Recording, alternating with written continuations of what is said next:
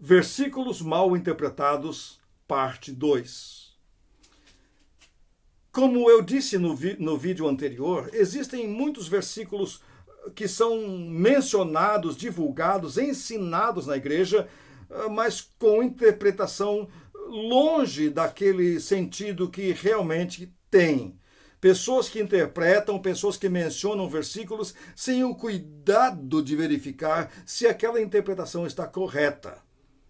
Pessoas que interpretam a Bíblia a seu bel prazer, pessoas que não têm o cuidado de pesquisar, de ler a Bíblia inteira para ter uma noção do que realmente a Bíblia diz sobre aquele assunto e interpretam um versículo de maneira isolada e chega à conclusão equivocada.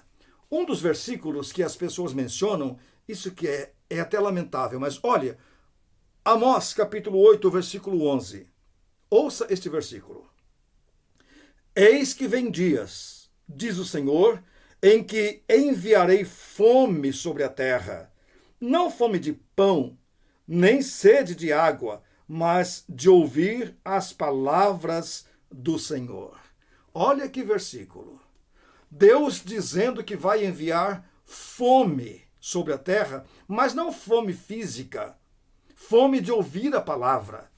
Sede de ouvir a palavra. Então os pregadores avivalistas dizem, olha meus irmãos, o que está acontecendo aqui é cumprimento de Amós, porque a Bíblia diz que Deus vai enviar fome sobre a terra, fome da palavra, e as pessoas estão comendo a palavra, e as pessoas estão buscando a palavra, nunca se leu tanto a Bíblia, nunca, e começam a colocar como se esse versículo profetizasse avivamento. Começam a falar que Deus anunciou que as pessoas voltar-se-iam para a Bíblia com sede, com fome, e então iriam realmente devorar as palavras de Deus, e usam este versículo para fundamentar isto. Agora, notem o próximo versículo. Olhe. Andarão de mar a mar, e do norte até ao oriente. Correrão por toda parte, procurando a palavra do Senhor, e não a acharão. Então, é o contrário. Deus não está dizendo, no versículo 11 do capítulo 8, que haverá um mover pela palavra, uma busca pela palavra. Deus está dizendo o seguinte, este povo me desprezou.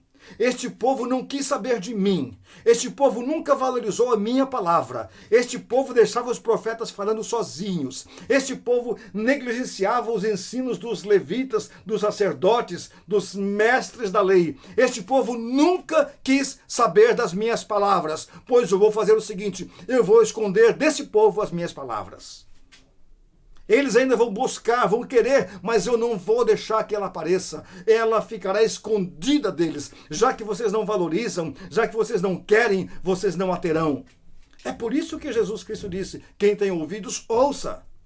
É por isso que a Bíblia repete algumas vezes, quem tem ouvidos para ouvir, ouça. A Bíblia chega a dizer que as pessoas serão enganadas pelo mal porque desprezaram o bem. Serão vítimas das mentiras porque não quiseram a verdade. É isto que esse versículo está dizendo. Já que vocês não quiseram minha palavra, vocês ainda procurarão, mas não a acharão. Eu vou esconder de vocês a minha palavra. É isto que esse versículo está dizendo. Não é avivamento. Você quer ver um outro versículo pessimamente interpretado e também mencionado nos púlpitos? O que eu fico tão triste é que pregadores, pessoas que deveriam ser os orientadores, os dirigentes do povo, qualificadores de uma igreja melhor, eles ensinam coisas erradas. Olha, João 5,39, esse é um dos versículos também muitíssimo mal interpretados. Está escrito assim, olha, examinais as escrituras, porque julgais ter nelas a vida eterna, e são elas mesmas que testificam de mim. Então os pastores dizem que Jesus mandou que examinemos as Escrituras. E falam, o próprio Jesus falou, examinai as Escrituras.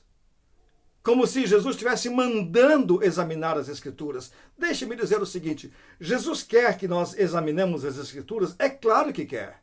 No vídeo passado, eu mesmo falei que o anjo anunciou a Daniel que nos últimos tempos pessoas esquadrinhariam as Escrituras. É lógico que ele quer que esquadrinhamos, é lógico que ele quer que examinemos, mas não podemos usar este versículo para isto. Neste versículo, Jesus não está mandando examinar as Escrituras. As pessoas confundem, porque ali está escrito examinais. Então pensam que Jesus está dizendo examinais as Escrituras, examinem, continuem examinando. Não, ali não está mandando examinar. Ele está constatando o fato de que as pessoas examinavam as Escrituras, viam, liam, estavam com as Escrituras nas mãos. E as Escrituras testificavam a respeito de Jesus, mas as pessoas, mesmo ainda examinando as Escrituras, que falavam a respeito de Jesus, não viam Jesus nas Escrituras. Olha só, o próximo versículo. Vou ler os dois juntos agora. Examinais as Escrituras, porque julgais ter nelas a vida eterna, e são elas mesmas que testificam de mim. Contudo, não quereis vir a mim para terdes vida. Jesus está dizendo, vocês têm a Bíblia na mão, vocês acham que a Bíblia é verdadeira, vocês acham que a Bíblia promete uma vida maravilhosa para vocês, mas vocês não querem essa vida, porque vocês estão diante de mim e vocês me rejeitam. Então, não está mandando examinar. Jesus está dizendo, vocês têm examinado, mas este exame que vocês fazem não transforma a vida de vocês. E se olharmos apenas para o português, podemos ver o seguinte: se Jesus estivesse mandando examinar, o verbo ali não seria examinais, mas examinai. Examinais não é ordem. É eu examino, tu examinas, ele examina. Nós examinamos, vós examinais, eles examinam. Presente do indicativo. É um ato, algo que a pessoa está fazendo.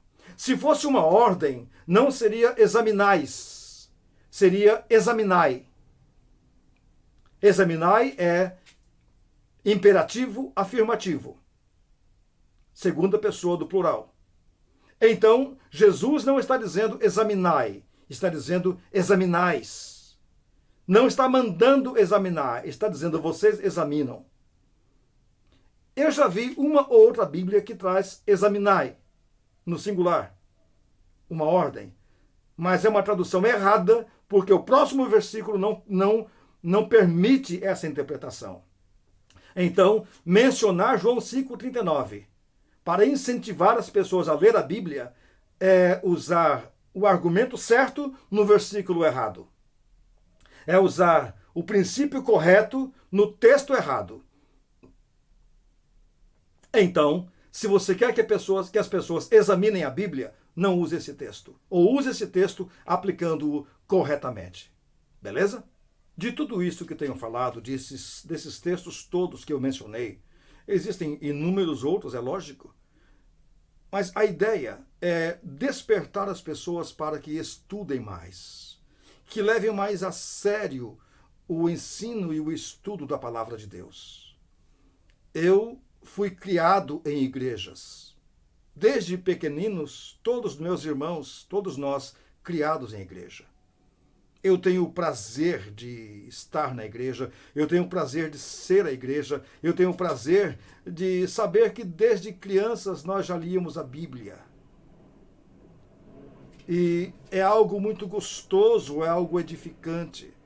Numa época como a de hoje, em que é tão raro alguém estudar mesmo a Bíblia, alguém debruçar-se sobre sua Bíblia, fazer suas anotações, suas comparações, ligar versículo com versículo, texto com outro texto, dar tempo, sem conclusões precipitadas. Irmãos, eu tenho estudado alguns assuntos há quase 40 anos e até agora, alguns deles, eu não cheguei a conclusão alguma. Existem assuntos muito complicados, existem assuntos muito difíceis mesmo, e Deus não tem pressa. Não saia por aí falando bobagens, falando besteiras. Peça a direção de Deus. Leia a Bíblia. Pegue um dicionário. Se você não entender as palavras, olhe no dicionário. Pegue uma caneta, faça as suas anotações. Anote num caderno. Marque na própria Bíblia. Mas tenha esse hábito de meditar, de pesquisar, de contemplar, de olhar a profundidade do texto sagrado e a perfeição desse texto. Poderíamos falar sobre profecias, sobre tantas coisas tão lindas que existem nesse livro, mas vai ficar muito longo. Perfeição absoluta nesse livro, nada de errado. Os homens erram quando traduzem alguns textos? Sim. Os homens erram quando mencionam alguns textos? Sim. Mas a Bíblia não erra. Ela é perfeita. Então, mais capricho, mais cuidado, mais zelo no lidar com a palavra. Jesus Cristo disse em Mateus 22, 29, errais, não conhecendo as Escrituras nem o poder de Deus. E em Malaquias, Deus diz que da boca do sacerdote o povo deve buscar conhecimento.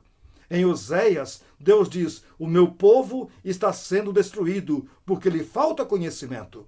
Porque tu, sacerdote, rejeitaste o conhecimento, também eu te rejeitarei, para que não sejas mais sacerdote sobre o meu povo. O púlpito tem que voltar a ser saudável.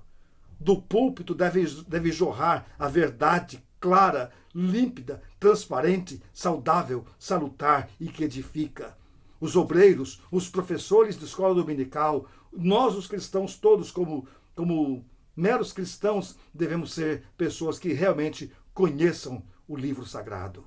Vale a pena. Vale a pena você pesquisar, vale a pena você meditar, vale a pena você conhecer, porque essa palavra transforma sua vida.